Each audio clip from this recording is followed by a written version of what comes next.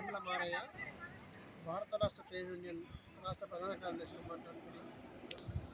కాంగ్రెస్ ప్రభుత్వం అనేక డిక్లరేషన్ల పేరుతోటి ఏదైతే హామీలు ఇచ్చిందో ఆ హామీలన్నీ అమలు చేయాలని చెప్పి ఏ ప్రాంగణంలో అయితే వాళ్ళు హామీ ఇచ్చిందో అదే ప్రాంతంలో అదే ప్రాంగణంలో ఇలా కేటీఆర్ గారు యువ సమగ్ర సదస్సు నిర్వహిస్తే ఈ రాష్ట్ర ప్రభుత్వం అడ్డుకునే ప్రయత్నం చేస్తుంది.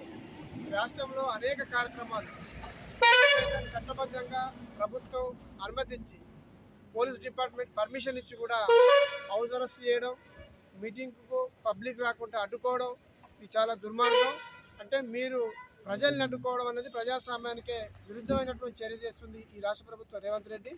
మీరు ఎన్ని అడ్డుకున్నా ప్రజలు వస్తారు, మీటింగ్ విజయవంతమవుతుంది. మేము మీరిచ్చిన హామీల మీద BRS party working president KTR గారు స్పందించి మాట్లాడాలనే ఉద్దేశంతో ఈ కార్యక్రమం పెట్టిండు.